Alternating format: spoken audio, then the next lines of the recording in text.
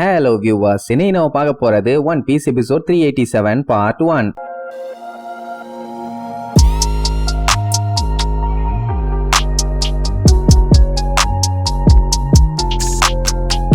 Open பண்ணா நம்மளால தான் காட்டுறாங்க. அவங்களுக்கு ஒரே குழப்பம் என்னன்னா, அட்டாக் பண்ண வந்தானுங்க, வந்துட்டு அவனுக்கு பாட்டுக்கு வந்த வேகத்துல பிச்சுக்கிட்டு ஓடிட்டானுங்கன்னா, அதுவும் சல்லுன்னு பறந்து போயிட்டானுங்க. ஏதாச்சும் மெசேஜ் கொடுக்க வந்தானுங்களா ஒண்ணுமே புரியலையே. லூஃபிக்கு அத பத்தி எல்லாம் சுத்தமா கவலையே இல்ல. அந்த ஃபிஷ் பறந்துச்சுல்ல, அதுல இவனுக்கும் ரைடு பண்ணணும்னு ஆசை வந்துருச்சு. இவனுங்க உள்ள என்ட்ராகிறதுக்குள்ளேயே வந்து அட்டாக் பண்ணிட்டு போறானுங்கன்னா, இவனுங்க போறதே அவனுக்கு இடம் தான். அப்படி இருக்கும்போது சண்டை போடுறதுக்கும் இவங்க தயாரா இருந்தே ஆகணும், வேற வழியே இல்ல. அவனுக்கு அட்டாக் பண்ணுவானுங்கன்னு தெரியும், ஆனா பறந்து வந்து அட்டாக் பண்ணுவானுங்கன்னு கொஞ்சம் கூட எதிர்பார்க்கல. உசோப்பு அவனுக்கு கெனான்ஸ் கேட்பான். ஏன்னா அப்பந்தானே ஸ்கைல வரவனுக்கு எல்லாத்தையுமே மேல இருந்து அசால்ட்டா சுட்டு தள்ள முடியும். உடனே பிராங்கி நான் இப்பவே ரெடி பண்றேன். இங்க இவங்க ரெண்டு பேத்துக்கு ரொம்பவும் கவலை. மெயினா அந்த கேமி புள்ளைக்கு என்ன ஹட்சினா புடிச்சு வச்சிட்டாங்க. அவன் நல்லா இருக்கானோ நல்லா இல்லையோ, எவ்வளவு கஷ்டப்பட்டு இருக்கானோன்னு சொல்லி ஃபீல் பண்ணுவா. அந்த பப்பகுக்கு நல்லாவே தெரியும் அந்த மேக்ரோவோட டார்கெட் இந்த கேமி தான். அப்படி இருக்கும்போது அவங்க கிட்ட இவ தான் கேர்ஃபுல்லா இருக்கணும். அப்படியே கட் பண்ணா அந்த 3 ரைடர்ஸுமே ரிட்டர்ன் வந்துருவானுங்க. வந்த உடனே டூவல் கிட்ட எதுக்காண்டி எங்களை ரிட்டர்ன் வர சொன்னீங்கன்னு தான் கேட்பானுங்க. அப்படின்னா அவன் தான் ரிட்டர்ன் வர சொல்லியிருக்கான் போல. கொஞ்சம் விட்டுருந்தா போதும், நாங்க அந்த மெர்மைடையும் பைரட்ஸையும் துவச்சு தொங்க போட்டு இங்க கூட்டு வந்திருப்போம், அப்புறம் என்ன கவலைங்கிற மாதிரி கேட்பானுங்க. ஆனா அவனுக்கு பாஸ் காண்டாயி போடா முட்டா பல்லான்னு கம்பிய விட்டு அடிப்பான். ஏன்னா இவன் அவங்களுக்காண்டி தான் வெறித்தனமா இவ்வளவு நாள் காத்துக்கிட்டு இருந்தான். அப்படி இருக்கும்போது இவனே போய் அட்டாக் பண்றதை விட்டுட்டு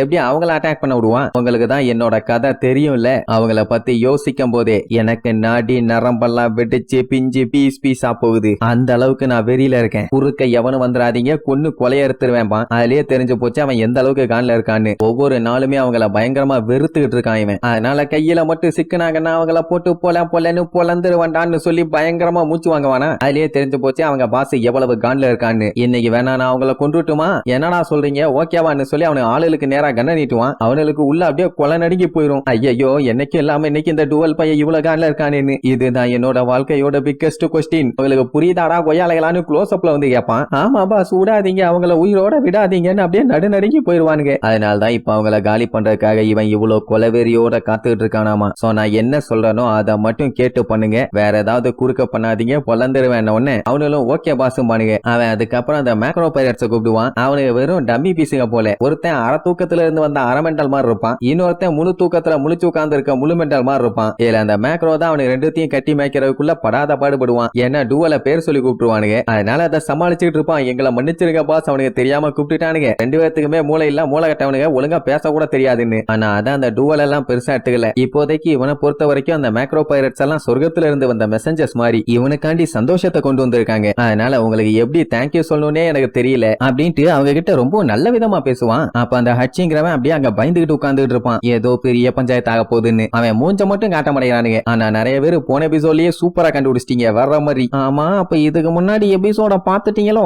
பார்க்காம யாராச்சும் கரெக்டா கண்டுபிடிச்சிருந்தீங்கன்னா கீழே கமெண்ட் பண்ணுங்க. இப்ப அந்த டூவலுக்கு ஹாப்பி என்னன்னா, அவன் ரொம்ப நாளா தேடிட்டு இருந்த ஆளுங்க இவங்க மூலியமா கிடைச்சு போச்சு. நான் அந்த ஸ்டார் ஹேட்ஸ் பொல்லந்து கட்டாம விட மாட்டேன்னு கொலவெறியோட சொல்லுவான். ஸ்டார் ஹேட்ஸ்னு பேரை கேட்டவனே அந்த ஹட்சின் பைலும் லைட்டா ஷாக் ஆவான். ஏன்னா நம்ம ஆளுக்கும் அவனுக்கும் ஒரு லிங்க் இருக்குதே. இந்த மேக்ரோ பைரட்ஸுக்கு ஸ்டார் ஹேட்ஸ்னா யாருன்னே தெரியல. அந்த மாதிரி ஒரு பேரையே இவங்க கேள்விப்பட்டது இல்லையாமா. இவனுங்க எல்லாம் ஒரு பைரட்ஸுங்க. அப்பதான் அந்த ஹட்சின் பைலோட ஒரு பாதி மூஞ்ச காட்டுவாங்க. இப்ப வச்சு கண்டுபிடிச்சிட்டீங்களா இது யாருன்னு? அங்க அந்த காண்டான டூவலு கடுப்புல கையில வச்சிருந்த இரும்பு ஏரோஸையே கசக்கியே உடைச்சிருவான். அப்படின்னா எந்த அளவுக்கு கொலை வெறியில இருக்கான். என்ன ஆனாலும் சரி அவங்கள மட்டும் நான் கடைசி வரைக்கும் மன்னிக்கவே மாட்டேன்னு தொண்டையிலேயே கத்துவான். சுத்தி இருக்கவங்க எல்லாம் calm down boss, calm down, கோவப்படாதீங்க, கூல் டவுன் சொல்லி அவனுக்கு ஆறுதல் சொல்லுவானுங்க. இந்த அளவுக்கு வெறிய வச்சிருக்கான அந்த மேக்ரோ பைரட்ஸ் எல்லாம் ஆடி போயிருவானுங்க. இங்க ஸ்டார் ஹேட்ஸ்னு பேரை கேட்ட அந்த ஹட்சின்னு அப்படியே மிரண்டுருவான். ஏன்னா அவனுக்கு பேரை அவன் திருப்பி கேட்பான்னு கொஞ்சம் கூட எதிர்பார்க்கவே இல்லை. உடனே டூவலை பார்த்து எப்பா உயர்ந்த மனிதா உண்மையை சொல்லு, கேமிய ஸ்டார் ஹேட் பைரட்ஸ் கடத்திட்டாங்களான்னு கேட்பான். அப்பதான் அவனை முழுசா காட்டுவாங்க. இவன் தான் அந்த ஹட்சின்னு. யாருன்னு தெரியுதா? நம்ம அர்லாங்குக்கு கீழே வேலை பார்த்தானே அவன் தான் இவன். அவனுக்கு பீதியாவும் என்ன எல்லாமே தப்பு தப்பா நடக்குதே, அவங்க என்ன இங்க வராங்களா உண்மையை சொல்லுங்கன்னு கேட்பான். அட ஆமாண்டா கொம்பு மண்டையா, இங்கதான் வந்துகிட்டு இருக்காங்க அப்படின்னா அந்த மெர்மைட் என்ன பைரட்ஸுங்க கிட்ட ஹெல்ப் கேட்டிருக்காளா? ஏன்னா இவனுங்க போனானுங்கல்ல அந்த டைம் அவ வந்துகிட்டு இருக்கத பார்க்கும்போது அவளை ஒன்னும் கைது பண்ணி வச்சிருக்க மாதிரி எல்லாம் தெரியல. அந்த பைரட்ஸுங்க அவளுக்கு ஹெல்ப் பண்ற மாதிரி தான் தெரியும். பட் எவனா இருந்தாலும் அதை பத்தி எல்லாம் இவனுக்கு கவலையே இல்ல. யார கூப்பிட்டு வந்தாலும் சரி நாங்க அவங்கள அலேக்கா கேப்சர் பண்ணி அப்படியே பொட்டிக்குள்ள அடைச்சு அலேக்கா வித்துருவோம், எங்களுக்கு காசு கிடைக்கும் அவ்வளவுதான் சொல்லி விழுந்து விழுந்து சிரிப்பானுங்க. இங்க ஹட்சின் ஷாக் ஆயிருவான். ஏன்னா அந்த ஸ்டார் ஹேட்டோட க்ரூ எந்த அளவுக்கு ஸ்ட்ராங்னு சொல்லி இவனுக்கு நல்லாவே தெரியும். நேர்லயே பார்த்திருக்கான், அடியும் வாங்கியிருக்கான். ஆனா இப்ப பிரச்சனை என்னன்னா நமியும் அவங்க கூட இருக்கான். அவளுக்கு இவனை கண்டாலே ஆகாது. இவனை கண்டாலே வாய் வாயா குத்துவா. ஏன்னா அர்லாங்கும் அவன் ஆளுக கூடயும் சேர்ந்து ஏகப்பட்ட லொல்லு வேலையெல்லாம் நமி கிட்ட பண்ணியிருக்கான். இப்ப மட்டும் அவ வந்தா கண்டிப்பா என்னைய படுக்க போட்டு பதம் பார்த்து பார்சல் கட்டி ஃபாரினுக்கு அனுப்பிடுவா. அவ வர்றதுக்கு முன்னாடி எஸ்கேப் ஆகணும், இல்ல எங்கேயாச்சும் போய் பத்திரமா மறைஞ்சுக்கணும், இல்ல துண்டை போட்டு தூள் தூளா வெட்டி வீசிடுவா. என்ன பண்றதுன்னு தெரியலையேன்னு அப்படியே மண்டைய போட்டு பிச்சுக்கிட்டு கிடப்பான். எனக்கு என்ன ஒரு டவுட்னா இவன் ஒரு ஃபிஷ்மேனு, தண்ணிகளை குதிச்சா அவனோட பவர் அதிகமாயிரும். சோ ஈஸியா கட்டு எல்லாத்தையுமே பிச்சுக்கிட்டு வந்துருவான். பின்னாடி தான் தண்ணி இருக்கு, அப்புறம் ஏன் குதிக்காம இருக்கான்னு தான் தெரியல. இங்க டவர்ல இருந்த டூவலோட ஆளு தூரத்துல நம்ம ஸ்டார் ஹேட் பைரட்ஸோட கப்பல் வரத பாத்துருவான். அவ்வளவுதான், ஸ்டார் ஹேட் வந்துட்டான்னு சொன்ன உடனே அவனுக்கு சந்தோஷம் தாங்க முடியல. பல வருஷத்தோட தவம் இன்னைக்கு நிறைவேற போகுது. ஒரு வழி அவனை நான் மீட் பண்ணிட்டேன், ஒரு வழி அவங்கள நான் பொழக்க போறேன்பா. அதை கேட்ட இந்த ஹட்சன் என்ன பண்ணிடுவான், மேக்ரோவை கூப்பிட்டு ஒரு டீல் பேசுவான். நான் உனக்கு டக்கோயக்கி ஃப்ரீயா தரேன், என்னை எப்படியாச்சும் காப்பாத்துன்னு சொன்னா அவன் உஷாராயிட்டான். ஏண்டா என்ன பார்த்தா என்ன சோத்து மூட்டை மாதிரி இருக்கா, நீ என்ன பேசினாலும் நான் உன்னைய விட மாட்டேன்டான்னுவான். பாவம் பயலுக்கு மொக்கையா போச்சு. இங்க இந்த டூவலு வெறி கொண்டு காத்துக்கிட்டு இருப்பான். அவனுக்கு டவுட், நிஜமாவே அவன் கப்பல்ல இருக்கானா, இல்ல கண்டிப்பா அவன் கப்பல்ல இருப்பான், அவன் வரணும், வந்தாதான் அவனை நான் கொல்ல முடியும்னு கொலவெறியோட காத்துக்கிட்டு இருப்பான். இங்க இந்த மேக்ரோ என்ன தம்பி எல்லாத்துக்கும் தயாரா, அவங்க வந்துட்டாங்க, இனி நடக்க போற விபரீதத்தை மட்டும் பாருமா. உடனே இந்த ஹட்சின் என்ன பண்ணுவான், நைஸ் அந்த மேக்ரோவோட ஆளுகிட்ட பேசி பார்ப்பான். நான் உனக்கு டக்கையக்கி தரேன், என்ன காப்பாத்துவியான்னு. உடனே அவன் வாயில இருந்து ஜொல்லு ஒழுக ஆரம்பிச்சிடும். கொஞ்சம் விட்டு அவன் பாசையே கொண்டுட்டு அவனை காப்பாத்துவான் போல. அந்த அளவுக்கு சோத்துல வெறி பிடிச்சு திரியானுங்க.